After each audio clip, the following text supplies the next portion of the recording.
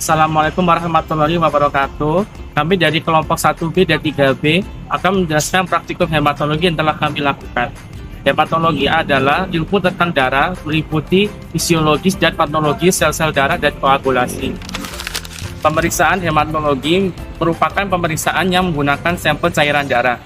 Pemeriksaan hematologi dibedakan menjadi dua jenis pemeriksaan, yaitu pemeriksaan darah lengkap yang mencakup perhitungan jumlah sel-sel darah normal, meliputi pemeriksaan eritrosit dan juga pemeriksaan leukosit.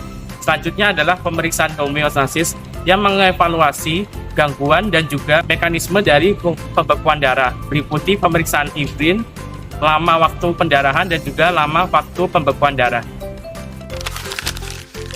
Alat dan bahan yang digunakan untuk praktikum hematologi yaitu lancet, kaca benda, tusuk gigi, stopwatch, kapas, alkohol 70%, hemasitometer, darah probandus, larutan HyEM, NaCl 0,9%, tisu, larutan TURP, dan mikroskop cahaya. Langkah kerja koagulasi darah. Yang pertama, lancet dibuka dan disiapkan lancet device. Kemudian, lancet device dibuka dan masukkan lancet ke dalam lancet device, kemudian ditutup kembali. Siapkan alkohol swab. Alkohol swab dibuka dan diusapkan ke ujung jari probandus. Kemudian, lancet ditusukkan pada ujung jari dan 2 tetes pertama dibuang, dikarenakan untuk menghindari kontaminasi dari cairan jaringan atau sisa pembersih seperti alkohol yang dapat memengaruhi akurasi hasil tes. Kemudian, tetes selanjutnya diletakkan di kaca preparat untuk diamati. Setiap 30 detik, tarik tetesan darah dengan tusuk gigi sampai terlihat benang fibrin. Catat waktu dari darah keluar sampai muncul benang fibrin pada tetesan kedua. Perlakuan ini dilakukan berulang sejumlah probandus yang ada, yakni 4 kali pengulangan. Berdasarkan perlakuan koagulasi, didapatkan hasil 4 probandus yang disajikan dalam tabel sebagai berikut. Data hasil praktikum menunjukkan koagulasi darah berbeda-beda untuk setiap probandus dengan nilai rata-rata antara 3 hingga 5,5 menit. Pada keempat probandus, waktu koagulasi masih berada dalam kisaran normal. Menurut Hasrimayana et al. 2023, rentang waktu koagulasi berlangsung sekitar 3 hingga 8 menit. Terdapat beberapa faktor yang dapat mempengaruhi koagulasi darah. Di antaranya yaitu kondisi trombosit pada individu, proses pengambilan sampel kurang higienis, atau terjadi kontaminasi alkohol, dan kesehatan umum serta status nutrisi. Tusukkan dengan lancet steril dan biarkan darah keluar tanpa harus dipijat. Kemudian isaplah darah yang keluar dengan pipet pengencer hingga skala 1, lalu bersihkanlah ujung pipet dengan kertas saring. Hindarkan supaya tidak ada gelembung udara dalam pipet. Jika ada gelembung udara, segera dikeluarkan kembali dan ulangi perlakuan seperti semula. Setelah ujung pipet dibersihkan, segeralah menghisap larutan HyEM hingga skala 101. Tanggal pipet pada kedua ujungnya dengan jari dan telunjuk. Kocoklah dengan hati-hati selama kira-kira 2 menit. Counting chamber bagian ujung-ujung yang akan ditutup dengan kaca penutup diberi tetesan air, kemudian dorong secara perlahan kaca penutupnya sehingga daerah kotak perhitungan tertutup dengan sempurna. Buanglah 3-4 tetes pertama larutan tadi, kemudian letakkan ujung pipet di counting chamber dan kaca penutup hemasitometer yang bersih hingga larutan dengan sendirinya ke sekeliling counting chamber. Hati-hati jangan sampai larutan darah mengalir ke parit di sekeliling counting chamber. Diamkanlah selama 1 hingga 2 menit supaya sel-sel darah mengendap.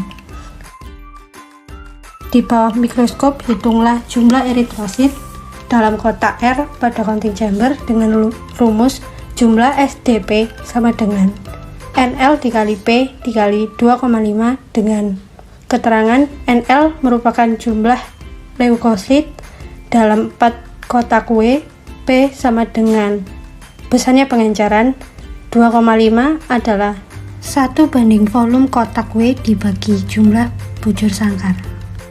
Berdasarkan dari hasil yang didapat, pengenceran eritrosit menunjukkan bahwa nilai total hitungan sel yang diperoleh dari 5 kotak yaitu R1 sampai R5 pada setiap probandus berbeda-beda.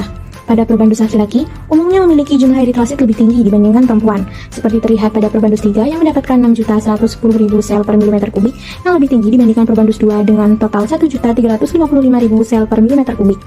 Hal ini sesuai dengan literatur yang menyatakan bahwa laki-laki cenderung memiliki konsentrasi eritrosit lebih tinggi akibat pengaruh hormon androgen yang meningkatkan eritropoiesis, sedangkan perempuan cenderung lebih rendah karena faktor hormonal dan kehilangan darah menstruasi. Namun, pada probandus 4 perempuan terdapat ketidaksesuaian hasil. Hal ini dapat disebabkan karena faktor-faktor seperti aktivitas fisik, kondisi metabolik, atau respon tubuh terhadap kebutuhan oksigen. Individu yang lebih sering beraktivitas intens atau memiliki kebutuhan oksigen lebih tinggi umumnya menunjukkan peningkatan eritropoiesis sehingga jumlah eritrositnya meningkat.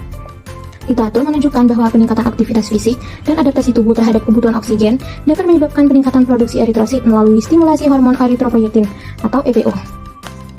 Langkah kerja perhitungan leukosit dimulai dengan mengolesi ujung jari dengan alkohol 70% dan ditusuk dengan lancet steril.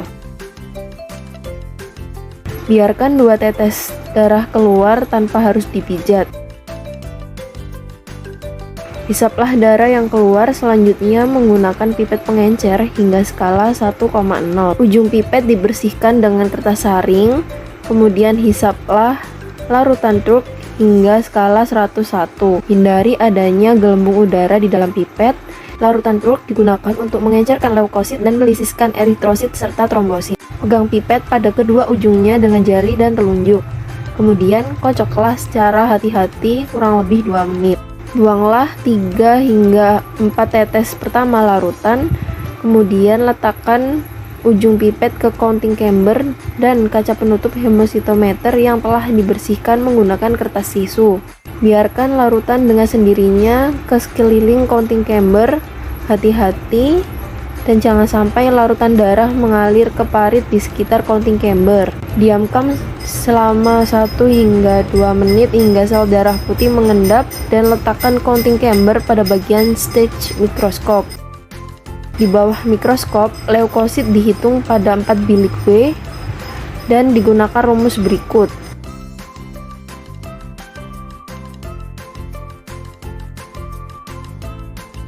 Data hasil perhitungan menunjukkan pada probandus 1 laki-laki memiliki jumlah leukosit 7.250 sel per milimeter kubik. Probandus 2 memiliki jumlah leukosit 4.250 sel per milimeter kubik. Probandus 3 laki-laki memiliki jumlah leukosit 6.350 sel per milimeter kubik.